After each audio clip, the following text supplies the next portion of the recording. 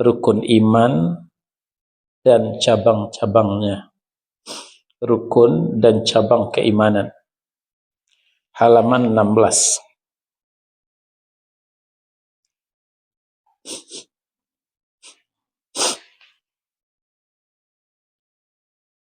Berbeda rukun dengan cabang.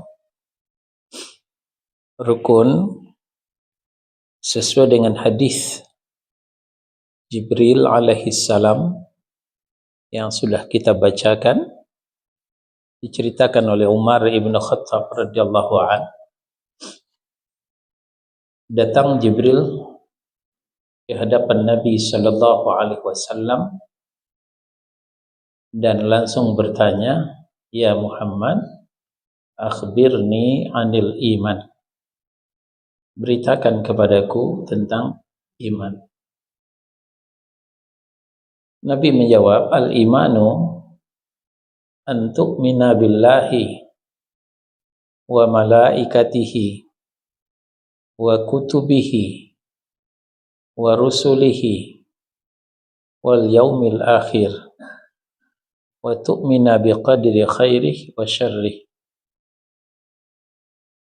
Iman adalah Anda percaya kepada Allah, kepada para malaikatnya Allah, kepada kitab-kitabnya Allah, kepada para rasulnya Allah, kepada hari akhirat, dan Anda harus percaya kepada qadar baik dan qadar buruk.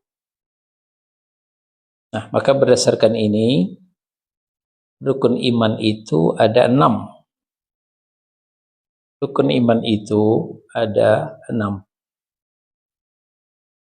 Pertama, beriman kepada Allah. Yang kedua, beriman kepada para malaikat. Yang ketiga, beriman kepada kitab-kitab. Yang keempat, beriman kepada para rasul. Yang kelima, beriman kepada hari akhirat. Yang keenam, beriman kepada takdir Allah yang baik maupun yang buruk. Nah, maka rukun iman ini sesuatu yang paling kuat. Sesuatu yang paling kuat itu berdasarkan hadis yang tadi sudah kita bacakan. Hadis riwayat Al-Bukhari dan Muslim. Sedangkan cabang keimanan, ya, sya'bu. Asal katanya cabang itu sya'bu. Itu bentuk jamak daripada syu'bah. Artinya cabang-cabang. Artinya segolongan dan sekelompok dari sesuatu. Sedangkan syu'abul iman adalah cabang-cabang keimanan yang bermacam-macam. Jumlahnya banyak. Lebih dari 72 cabang. Lebih dari 70 cabang. Ini berdasarkan hadis dari Abu Hurairah radhiyallahu an, diriwayatkan oleh Imam Muslim. Berkata Nabi sallallahu alaihi wasallam, "Al-imanu bid'un wa sab'una atau bid'un wa sittuna syu'bah." Iman itu terdiri daripada 70 atau 60 cabang. Fa'afdaluha qawlu la ilaha illallah.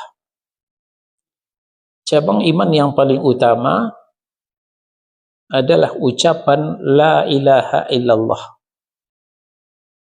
Maka kita diwajibkan menjaga la ilaha illallah jangan sampai dirusak, jangan sampai batal, ya. Karena itu batal, maka robohlah cabang iman yang paling utama. Kita sudah belajar nawaqidus syahadatain, pembatal dua kalimat syahadat. Nanti juga akan dilanjutkan dengan nawaqidul iman, pembatal keimanan.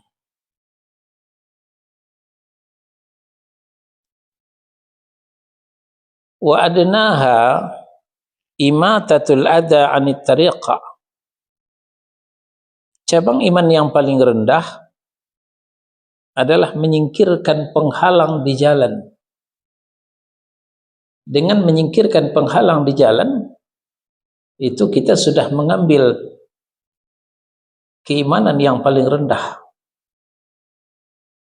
Nah, bagaimana kalau kita yang membuat penghalang di jalan dengan membuat acara, lalu tutup jalan, orang terhalang lewat, ya.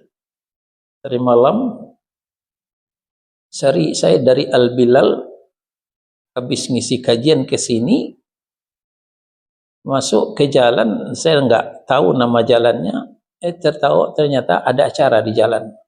Entah acara apa, terpaksa saya dengar udah rezeki, ya balik, putar arah, cari jalan yang lain. Nah, ini salah satu bentuk yang biasa dilakukan kaum muslimin, membuat acara di jalan. Ini tidak boleh. Kalau acara pengajian ya di masjid, di musola. Masih banyak masjid yang kosong, yang tidak terpakai. Bisa kita gunakan untuk adakan pengajian. Kalau untuk pernikahan, pesta ya di gedung. Banyak gedung yang disewakan untuk pesta. Jangan sampai kita membuat acara di depan rumah kita sekaligus menutup jalan. Ini suatu hal yang dosa yang tidak semua kaum muslimin yang menyadarinya. Nah, jadi kata Nabi, cabang iman yang paling rendah menyingkirkan penghalang di jalan. Ada kayu yang roboh, ambil sinso, potong-potong kayu itu, singkirkan. Ada beling, pecahan kaca, ambil, singkirkan. Jangan kaki orang ketusuk, jangan ban kendaraannya tertusuk. Nah, itu salah satu bentuk menyingkirkan penghalang di jalan. Wal haya'u syu'batum minal iman. Sedangkan malu adalah salah satu cabang daripada keimanan. Nah, ini hadis yang menjelaskan tentang cabang-cabang keimanan. Beliau sallallahu alaihi wasallam menjelaskan bahwa cabang yang paling utama adalah tauhid. Maka kita diwajibkan belajar tauhid supaya bisa membedakan mana yang tauhid, mana yang syirik. Kita bisa menjaga tauhid. Kita tidak gampang terseret-seret kepada kegiatan atau akidah atau keyakinan yang menjurus kepada syirik. Tauhid itu wajib bagi setiap orang, yang mana tidak satu pun cabang iman itu menjadi sah kecuali sesudah sahnya cabang utama. Setelah sahnya tauhid. Adapun cabang iman yang paling rendah adalah menghilangkan sesuatu yang mengganggu kaum muslimin, di antaranya dengan menyingkirkan duri atau batu di jalan mereka. Lalu di antara kedua cabang tersebut terdapat cabang yang lain seperti cinta kepada Rasul, cinta kepada saudara muslim, mencintai diri sendiri, jihad dan sebagainya. Beliau tidak menjelaskan cabang-cabang iman secara keseluruhan. Nah, maka para ulama berijtihad menetapkan, ya, menetapkannya. Al-Hulaimi, pengarang kitab An-Minhaj, menghitungnya ada 77 cabang. Sedangkan Al-Hafiz Ibnu Hatim Ibnu Hibban menghitung ada 79 cabang. Jadi berbeda hitungan para ulama, bukan berarti ini bertentangan. Karena tergantung para ulama menyusunnya, ya, menyusunnya.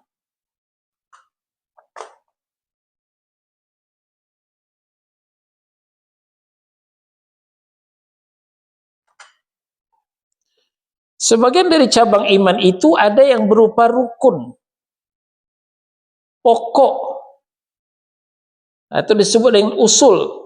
Ini penting. Ini sangat urgent. Yang dapat menghilangkan iman manakala ia ditinggalkan. Seperti mengingkari adanya hari akhirat. Ada orang tidak percaya hari akhirat. Malah yang percaya kepada hari akhirat dikatakan peramal masa depan. Ini termasuk meruntuhkan cabang keimanan. Jadi kata Nabi, wabil yaumil akhir. Anda harus percaya kepada hari akhirat.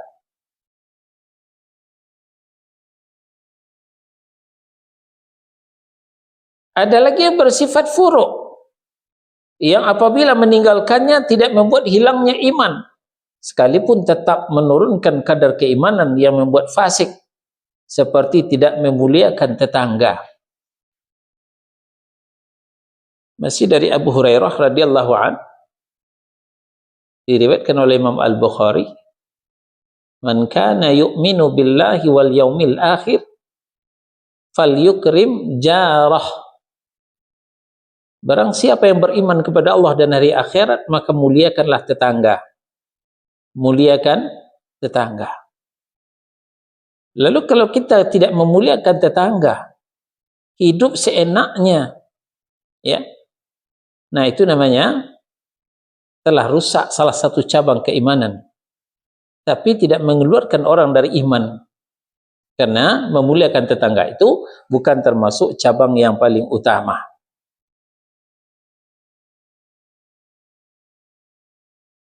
Ya.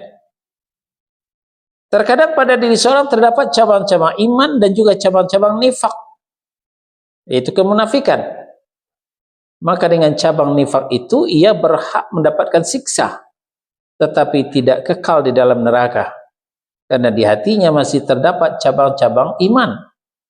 Siapa yang seperti ini kondisinya, maka ia tidak bisa disebut sebagai mukmin yang mutlak, yang terkait dengan janji-janji tentang surga, tentang rahmat di akhirat, dan selamat dari siksa. Sementara orang-orang mukmin yang mutlak juga berbeda-beda dalam tingkatan-tingkatan cabang keimanan mereka. Nah, itulah keterangan tentang cabang-cabang keimanan. Mungkin kajian kita malam ini tidak sempurna karena kondisi saya kurang sehat. Jadi apa adanya itulah yang saya paksakan supaya kita tidak absen, ya. Dia takwa tadi juga sudah mulai terasa, tapi tetap saya paksakan supaya jemaah tidak kecewa. Ya, alhamdulillah masih bisa, ini yang bisa saya sampaikan. Sekarang kita lanjutkan dengan tanya jawab. Kalau ada yang kurang jelas silahkan bertanya.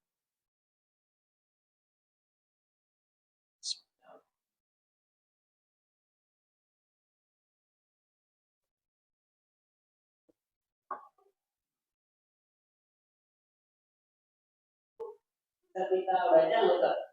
Tempatnya di mana juga tahu memang dijabarin satu. Nah, ini ada buat secara urutan atau ada tulisnya gitu Ustaz? Ya, memang tidak secara komprehensif, ya. disampaikan oleh Nabi Shallallahu Alaihi Wasallam hanya 3 saja. Fa afdaluha qaulu la ilaha illallah. Cabang iman yang paling utama adalah ucapan la ilaha illallah. Wa adnaha imatatul adha 'anit tariqah.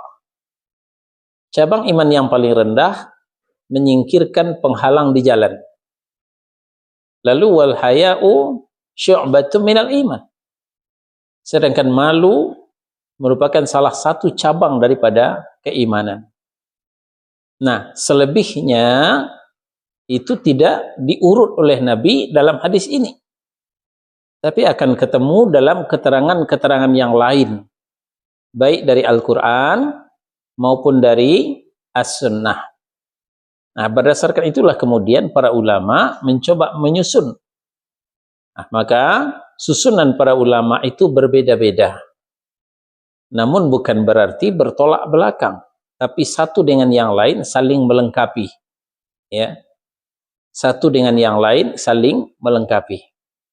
Itu tadi kita sampaikan, ada yang mengatakan 71, ada yang mengatakan 78. Nabi cuma mengatakan ya, sab'una syu'bah, 70 lebih cabang. Lebih itu entah berapa tidak dijelaskan oleh Nabi sallallahu alaihi wasallam. Namun yang paling urgent adalah cabang utama, qaulu la ilaha illallah, yang wajib kita jaga, yang wajib kita pelihara. Wallahu a'lam. Silahkan yang lain.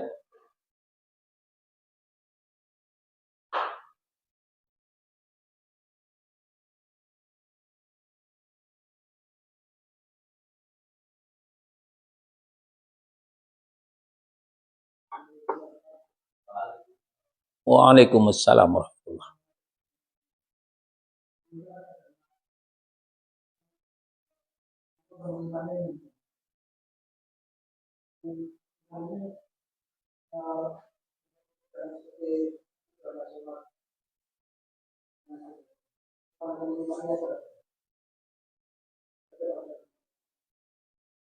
Ya. Rukun iman itu adalah mempercayai. Maka ini adalah amalan hati, bukan amalan fisik. Nah, amalan hati ini yang ada 6, itu 6 satu paket. Satu dengan yang lain punya keterkaitan. Maka tidak bisa dipisah. Tidak bisa dikredit. Saya beriman kepada Allah aja deh. Beriman kepada malaikatnya ntar aja. Nggak bisa. Kalau sudah beriman kepada Allah, ya sekaligus harus beriman kepada malaikat. Harus beriman kepada kitab. Harus beriman kepada Rasul. Kepada hari akhirat dan kepada qadar. Jadi 6 ini wajib dibayar tunai. Tidak boleh kredit. Satu saja kurang, ya nggak ada guna yang lain. Satu saja dari 6 itu kurang, belum terpenuhi, maka yang 5 rontok. Nggak ada gunanya. Ini bedanya dengan rukun Islam. Rukun Islam 5 tapi tidak satu paket. Maka boleh kita bayar secara kredit. Tidak harus tunai. Anda mau masuk Islam? Iya. Cukup dengan syahadat. Anda sudah Islam. Sholat? Sholat belum. Karena belum masuk waktunya. Waktu subuh nanti. Baru sholat. Apalagi puasa. Nggak perlu. Kenapa? Ramadan belum datang. Kapan puasa? Ya nanti Ramadan. Nah, begitupun zakat. Kapan? Ketika hartanya sudah sampai senisab. Apalagi haji. Ya. Maka dengan modal syahadat, Islam sudah sah. Sudah lengkap, sudah sempurna. Seperti yang terjadi pada Raja Habasyah, Raja Ethiopia, yang beragama Nasrani, Kristen, dan juga rakyatnya Nasrani, Kristen. Tapi diam-diam maunya Allah, Allah menurunkan hidayah. Dia sembunyi-sembunyi masuk Islam. Sembunyi-sembunyi mengucapkan 2 kalimat syahadat. Ternyata tidak berumur panjang. Meninggal. Sehingga jenazahnya tidak diselenggarakan secara Islam. Karena dia di tengah komunitas kafir. Tapi begitu sampai berita kepada Rasulullah SAW, maka Raja Habasyah disolatkan jenazahnya secara gaib. Nah, kemudian diikuti oleh sahabat-sahabat. Inilah awal mula disyariatkan solat jenazah secara gaib. Karena diyakini jenazahnya belum disolatkan. Kalau jenazah sudah disolatkan, tidak disyariatkan solat gaib. Ada juga tuh. Ada familinya meninggal di kampung. Sudah diselenggarakan secara Islam. Sudah lengkap. Solat, ya, mandi, kafan, solat, kubur, didoakan. Lalu keluarganya di sini, familinya di sini menghubungi DKM, pengurus masjid. Pak, saya infak, minta tolong solatkan keluarga saya secara gaib di kampung. Nah, maka yang meminta ini kurang ilmu, DKM juga kurang ilmu, maka DKM mengumumkan kepada jemaah, kita solatkan jenazah si fulan secara gaib. Nah, ini akibat beramal tanpa ilmu. Sebenarnya tidak ada solat jenazah secara gaib, karena jenazahnya sudah disolatkan. Tinggal mendoakan saja. Tinggal mendoakan saja, tidak perlu solat jenazah dari jauh. Nah, lain halnya, kalau kita terlambat, lalu mensolatkan jenazah sendirian di atas kuburnya. Ini dicontohkan oleh Nabi. Ya, dapat berita, si fulan meninggal, saudara dekat kita, famili dekat kita. Kita langsung ke travel, cari tiket pesawat, langsung ke bandara. Ternyata jenazah sudah dikuburkan. Jangankan mensolatkan, melihat pun kita tidak. Maka kita boleh solat jenazah di atas kuburnya. Ini dicontohkan Rasulullah SAW ketika wanita yang senang menyapu di halaman Masjid Nabawi. Wanita hitam, tapi dia senang menyapu, membersihkan masjid. Sekali waktu Rasulullah tidak melihatnya. Kemana si fulanah yang biasa nyapu masjid? Sudah meninggal ya Rasul. Meninggal? Iya. Oh, kalian tidak beritahukan aku? Iya, Anda sedang istirahat, kami tidak enak mengganggu istirahat Anda. Tunjukkan ke saya, mana kuburnya? Rasulullah pergi ke kuburnya dan mensolatkan jenazah wanita yang sering menyapu masjid tadi di atas kuburnya. Nah, ini dalil pensyariatan, kita boleh mensolatkan jenazah di atas kubur kalau kita terlambat. Nah, ini yang terjadi kasus kemarin ketika Ustaz Yazid meninggal, orang yang terlambat dari luar daerah, ya, nggak sempat ikut solat jenazah, maka mereka solat di atas kuburan Ustaz Yazid. Mulailah nyanyi yang kurang ilmu. Tuh Wahabi, katanya nggak boleh sholat di kuburan. Tuh anak buahnya, muridnya sholat di kuburan. Ini gagal faham. Ya, yang tidak boleh sholat di kuburan itu sholat 5 waktu, nggak boleh. Ya, jangankan sholat di kuburan, sholat di masjid yang ada kuburannya nggak boleh sholat 5 waktu. Cari masjid yang bersih dari kuburan. Nah, tapi yang dilakukan di Bogor, kuburan Syekh Yazid, Itu berawal daripada Rasulullah mensolatkan jenazah di kubur dan wanita yang sering menyapu masjid. Itu solat jenazah, tidak apa-apa di kuburan. Nah, demikian. Wallahu a'lam. Yang lain? Ya, waalaikumsalam warahmatullahi wabarakatuh.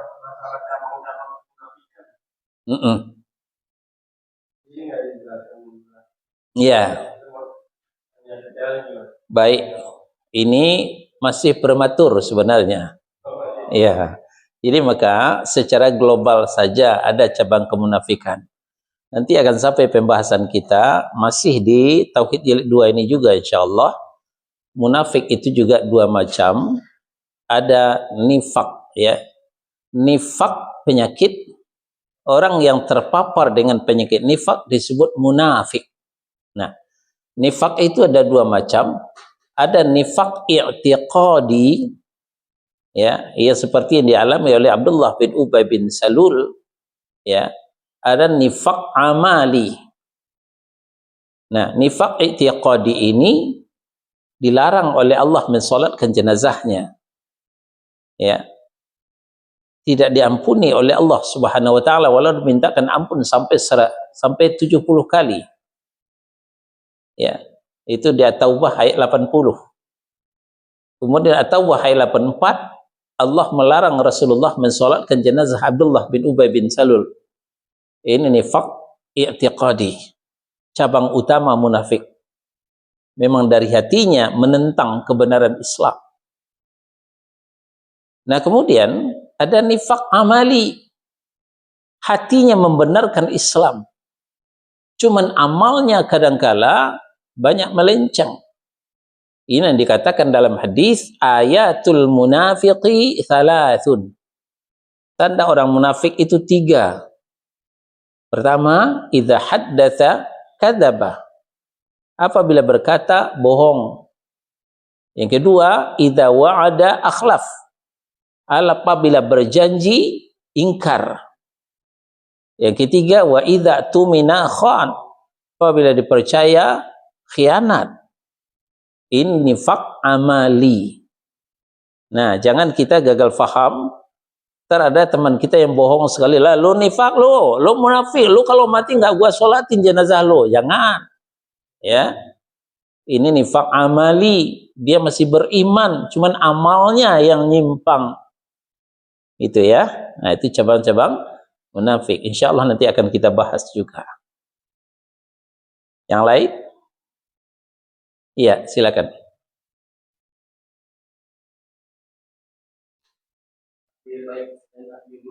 Iya. Hubungannya dengan ya akan berubah nasib kaum bisa merubahnya gitu.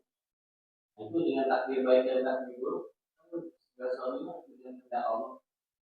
Ini ada hadis, ada ini hadis apa yang tidak akan berubah nasib kaum kalau ini tidak sama takdir hubungannya gimana? Ya, ini juga masih prematur. Kita belum sampai pembahasan kepada qadar. Ya. Nah, secara global bisa saya jawab, takdir atau ketentuan Allah itu ada yang mutlak, ada yang muqayyad. Yang mutlak ini tidak membutuhkan sebab. Yang muqayyad membutuhkan sebab. Ya, yang muqayyad terkait dengan sebab. Yang mutlak tidak terkait dengan sebab. Udah rezeki dilahirkan di Padang, di Payakumbuh, itu nggak ada sebabnya. Takdir Allah begitu. Mas Yanto mungkin dilahirkan di Jawa, nggak ada sebabnya. Itu takdir tanpa sebab.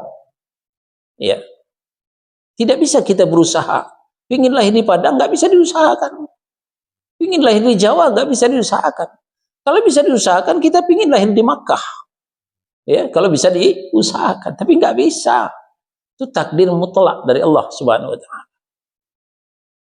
Mana takdir yang muqayyad terkait dengan usaha?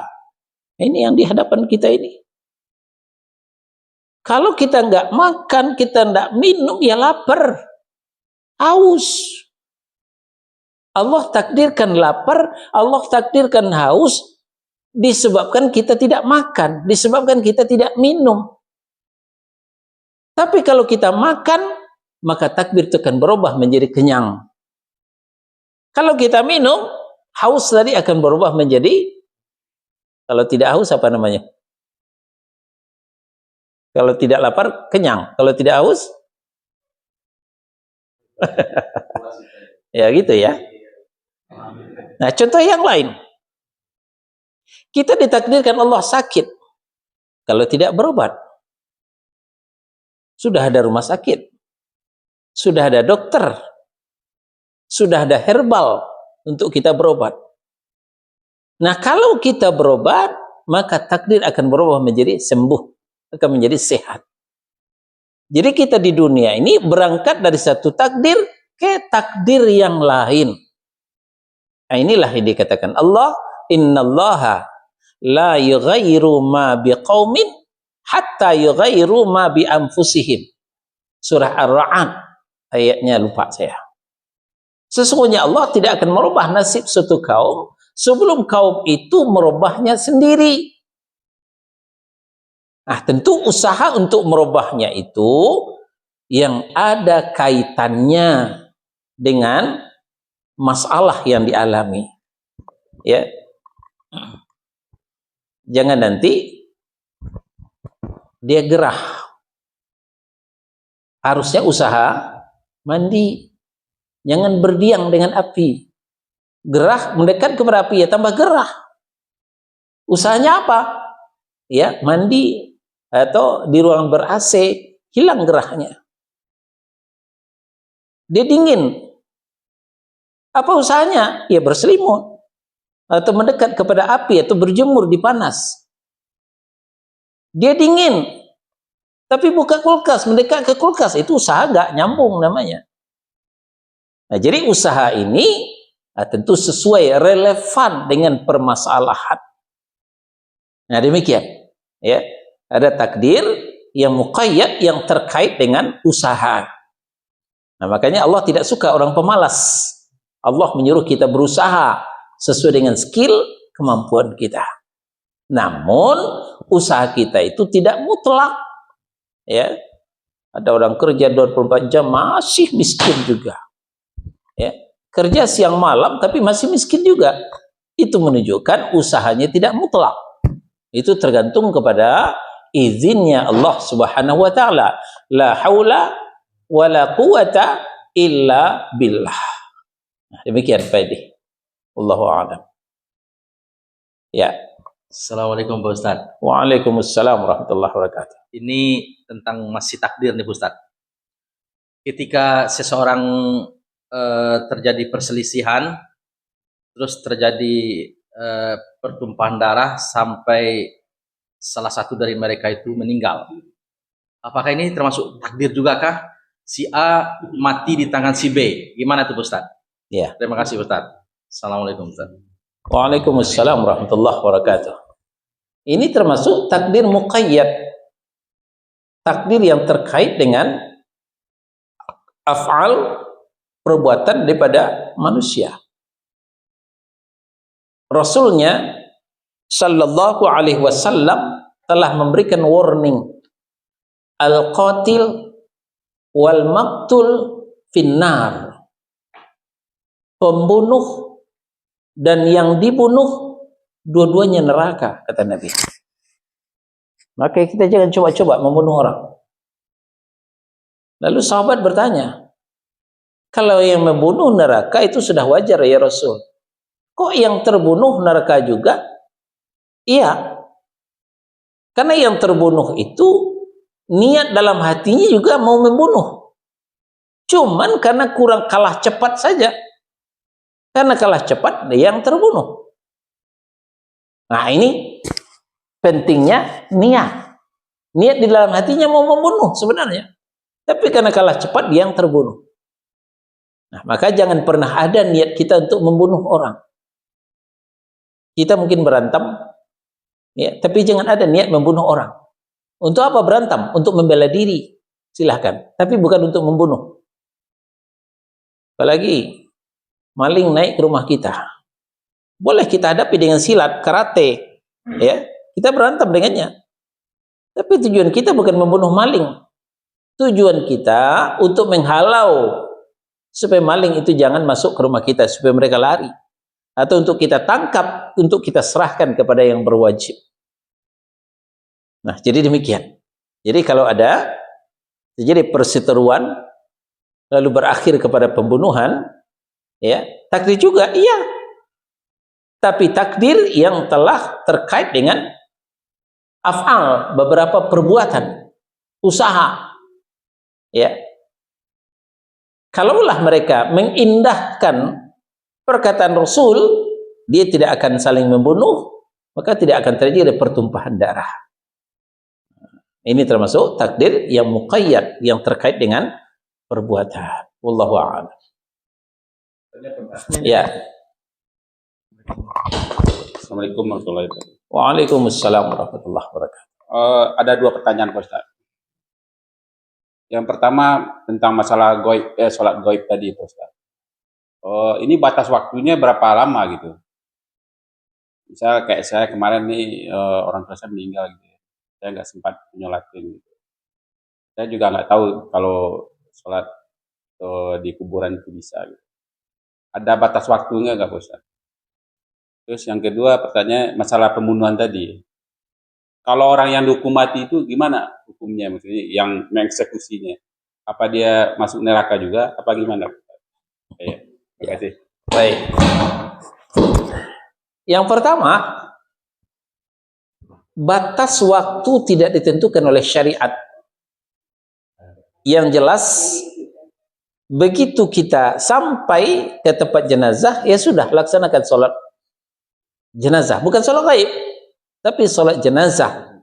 Ya, jangan ditunda besok, besoknya lagi. Kalau sudah sampai di situ, ya laksanakan. Karena itu yang dilakukan Rasulullah. Begitu Rasulullah tahu, maka Rasulullah langsung tidak menunda-nunda gitu. Kalau nyampainya malam gitu, Bos. Ya nggak apa-apa, sholat jenazah malam nggak masalah. Ke kuburan gitu. Iya. Menguburkan jenazah saja boleh malam sepanjang alat penerangan cukup. Apalagi sholat jenazah. Nah, barangkali bagi kita asing karena belum pernah ya memandikan jenazah malam-malam, menguburkan jenazah malam-malam, ya, karena belum pernah asing. Sebenarnya boleh dengan syarat penerangan cukup. Ya. Cukup penerangan boleh menguburkan jenazah malam-malam. Apalagi mensolatkan malah nggak butuh penerangan. Gitu. Jadi kapan kita sempatnya? Ketika itulah sholat di atas kuburan, bukan sholat gaib. Sholat gaib adalah ketika jenazah belum disolatkan, baru kita sholat gaib. Yang kedua, bagaimana eksekutor? Ya, eksekutor ini adanya di negara Islam, di kita nggak ada. Eksekutor itu atas perintah raja. Dan raja berdasarkan keputusan hakim, ya, bahwa dia akan dilaksanakan hukuman had. Nah, ini bagian fikih ini, ya. Kitab hudud, ya, kitab hudud itu membahas hukuman-hukuman terhadap pelanggaran berat, seperti dia membunuh. Hukumnya qisas, dia juga harus dibunuh. Pencuri, tangannya harus dipotong. Bezina, yang belum menikah didera. Yang sudah menikah dirajam. Ya. Yang murtad dipancung. Nah, saya melihat video koruptor ternyata dipancung juga. Saya dapat dikirim videonya, aduh nggak tega lihat. Dia di tangan begini, dia nunduk. Dia tanggal gojo, push, dengan pedang yang tajam, putus, menggelinding kepalanya, darah muncrat. Ya.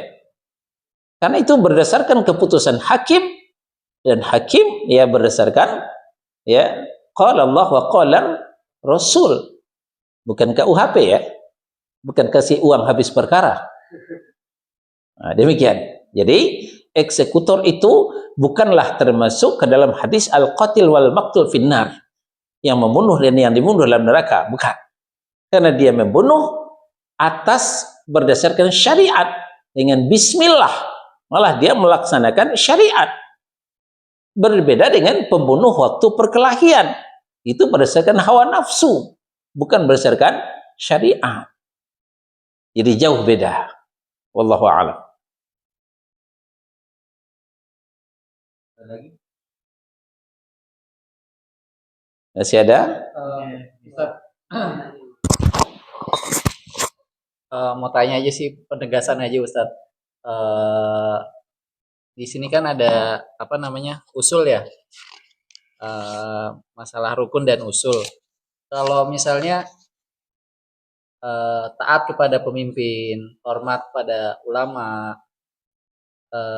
hormat kepada orang tua, itu apakah itu termasuk dari cabang-cabang iman juga Ustaz? Betul, termasuk kepada cabang-cabang iman, tapi bukan cabang iman yang utama. Cabang iman yang utama itu sudah dijelaskan oleh Nabi, qaulu la ilaha illallah.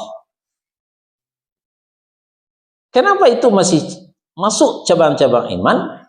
Karena ayatnya diawali dengan ya ayyuhalladzina amanu. An-Nisa surah 4 ayat 59. Ya ayyuhalladzina amanu athi'ullaha wa athi'ur rasul wa ulil amri minkum. Hai orang yang beriman, taatlah kalian kepada Allah, taatlah kalian kepada Rasul dan ulil amri. Nah, ulil amri ini ada dua macam. Mengurusi negara disebut umara, pemerintah. Mengurusi agama disebut dengan ulama. Ya. Namun masing-masingnya juga ada dua macam. Ulama itu ada ulama warathatul anbiya, pewaris Nabi.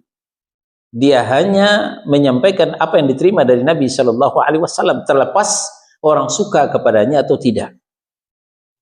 Yang kedua, ada ulama su'. Ulama su' tergantung pesanan. Bagaimana orang senang, bagaimana orang suka. Dipesan oleh jamaah begini, dia akan berbuat begini. Dipesan oleh jamaah begitu, dia akan berbuat begitu. Terlepas dia menginjak-injak sunnah Rasulullah Shallallahu Alaihi Wasallam. Itu namanya ulama su'. Ya. Nah, begitu juga umara.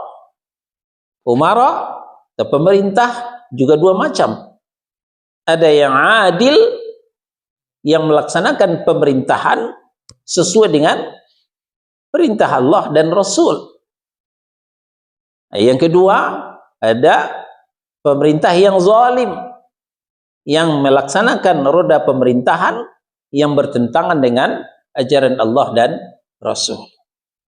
Nah, namun kita tetap wajib menghormati mereka, walaupun mereka zalim, walaupun mereka su', tapi gugur kewajiban untuk mentaati mereka.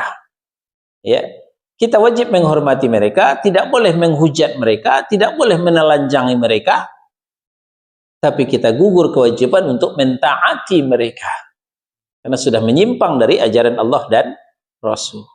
Nah, begitu setiap kita. Itu juga termasuk cabang keimanan. Barakallahu fiik. Fik barakallah. Ada lagi? Ya.